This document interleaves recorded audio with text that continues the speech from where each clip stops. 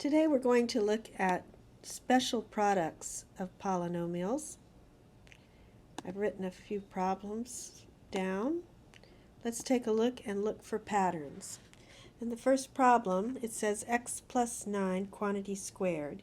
You might be tempted to call that x squared plus 81, but that couldn't be further from the truth. Remember that that means to say x plus 9 times x plus 9, which is going to be x squared plus outer 9x plus inner 9x plus last 81, which simplifies to x squared plus 18x plus 81.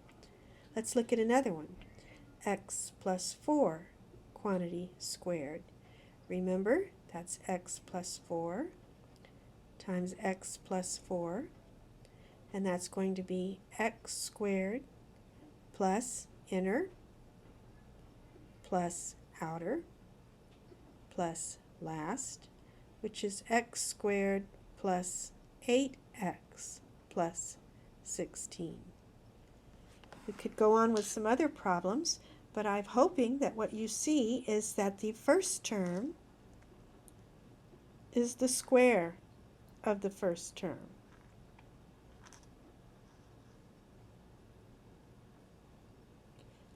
The last term is the square of the last term.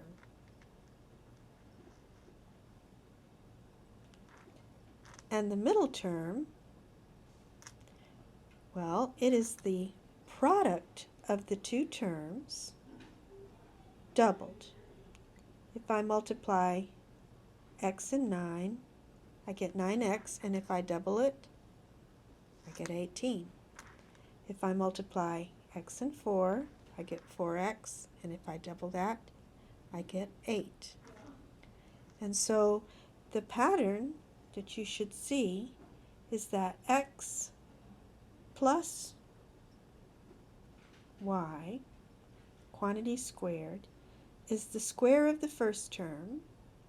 I'll skip to the end and say it's the square of the last term. And then it is the product of the two middle terms, doubled. So if I have y plus 7 squared, no need to write it down twice. I can square the first term, square the last term, and for the middle term, I'll multiply 7 times y and double it, 14y. That is the square of a perfect square. And as you might imagine, this is also true if you subtract the two terms. The same pattern will hold. It's the square of the first term, the square of the last term, and remember that's going to be positive, but I'll be subtracting this middle term because of this subtraction sign in between.